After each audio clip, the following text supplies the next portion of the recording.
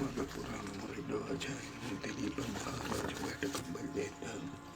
దిలీపుడు మహారాజు అనేక యాగాది కృతువుల నుంచి గొప్ప పుణ్యాత్ముడు. అతడు తన రాజ్యమందరి ప్రజలను కన్న తండ్రి వల్ల అన్ని విధములా కాపాడుచుండెను. ఒకనాడు భూపాలునకు వేట నిమిత్తమై అడవికి పోవాలనేది కోరిక కలిగిన కోరికను నెరవేర్చుటకు ఎట్టి వాళ్ళకే నేను సాధ్యమే కదా.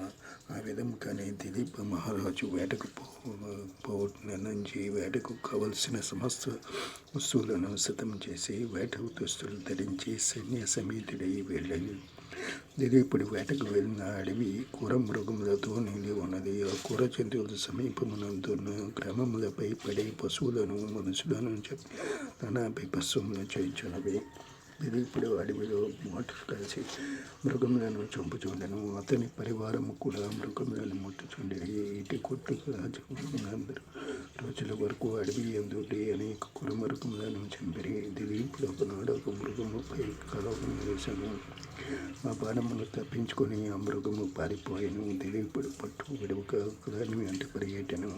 మృగభంగము వెనుక దిలీపుడు అతని వెనుక పరివారము పరిగెడి చూడగా మృగము ఒక కిరాకాన్ని ప్రవేశించను. అప్పటికే దిలీపుడు అలసిపోయినందున దాహం చేత నాలుక ఎండిపోసాగినది. పరివారం అందరూ నీటి కొరకు వెతుకుచుండిరి. అదృష్టం కొలది ఆ సమీపంలో ఒక సరస్సు కనిపించింది. దానిని చూసి సంతోషపడి దిలీపుడు సరస్సును సమీపించడం. ఆ సరస్సు అంతులేని తామర పువ్వులతో నిండి అతి మనోహరంగా నుండెను. దిలీపుడును అతడి పరివారమును తృప్తి తీరా నీరు తాగిరి. గట్టుపైనున్న వటవృక్షము కింద అలసట తీర్చుకొని చూడగా దిలీపుడు వేటలో చాలా చెదరుగా తరిమివేసిన పులులు, సింహాలు, పందులు మొదలగు జంతువులను కూడా సరస్సు వద్దకు చేరినవి. దిలీపుడును అతని పరివారమును వాటిని చూచి గురిపెట్టి బాణములు వేసి చంపిరి. దిలీపుడు సంతోషించి వాటి చర్మములను ఒలిపించి తన నగరమునకు బయలుదేరి వెళ్ళిపోవచ్చుండెను. అటులా ఇంటి ముఖం పట్టి వెళ్ళుచున్న సమయంలో మార్గము ఒక వృద్ధ బ్రాహ్మణుడు ఎదురైను. ఆ బ్రాహ్మణుడు బ్రహ్మ తేజస్సు కలిగి ప్రకాశించుచుండెను. చూడగానే దిలీపుడు ఆగి చేతులు జోడించి నమస్కరించి నిలబడి ఉండెను. బ్రాహ్మణుడు క్షణం ఆగి రాజును గాంచి అతని ముఖ వచ్చస్సు చూడగా గుణవంతుని వలె నన్నాను. ఇతనికి ఏదైనా ఉపకారం చేయవలసి అని మనసులో తలచి, మహారాజా, శుభకరమైన ఈ మాఘమాసంలో సరస్సు దగ్గరలో ఉన్నాను. అందులో స్నానము చేయకుండా కానీ ఎండిపోచున్నావేమి మాఘమాసం ఆచమనకు తెలియదా ప్రశ్నించను.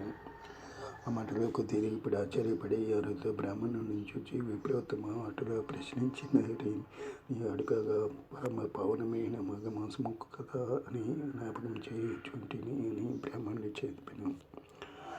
చిత్తము స్వామి, నాకు గుర్తులేదు. రాజా ప్రసాదమున్నచో పురోహితులు చెప్పి ఉందరు. నేను మృగాయునాదని వచ్చి కొద్ది దినములుగా నీడమీద ఉండుట చేయవల.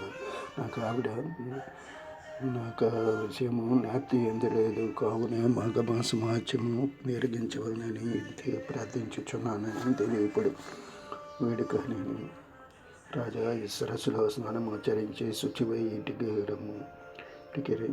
పిమ్మట మాఘమాసం మహత్యమును గూర్చి తెలుసుకుని విధమును చెప్పేదను అని బ్రాహ్మణుడు పలుకగా రాజు సరస్సును బయలుదేరి వెళ్ళి స్నానమాచరించి వచ్చాను.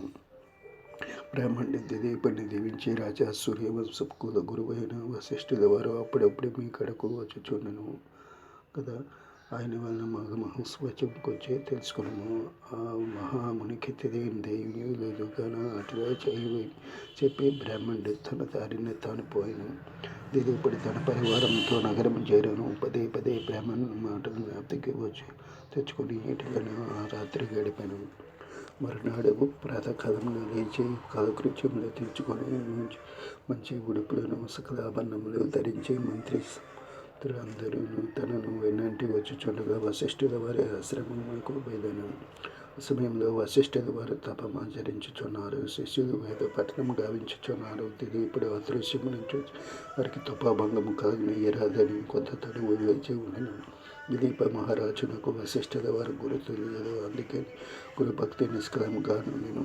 మరి కొంతసేపటికి వశిష్ఠుడు తపస్సు నుండి లేచి రాజును కోస ప్రజలు అడిగి ఉచితాసనముపై కూర్చొని అతని రాకకు కారణమేమని అడిగాను. దిలీపుడు వశిష్ఠునితో, గురుసోత్తమ, తన వలన నేను అనేక రాజధర్మములను పురసమేతములను విని సంతుష్టుడనైతిని. కానీ సమాజమును గాని దాని ధర్మములను గాని తెలియనందున ఆ విషయములను తమ నుండి తెలుసుకుని కోరి తమ వద్దకు వచ్చి తిని, తను పరమ పావనమును మంగళప్రదమును అయిన మాఘమాసము వివరించవలసిందిగా కోరుచున్నాను నేను. అప్పుడు మహారాజా, నీవు కోరిన కోరిక సమంజసమైంది. మాఘమాసం యొక్క మహత్యము ప్రతి ఒక్కరూ తెలుసుకొని ధరించవలసిన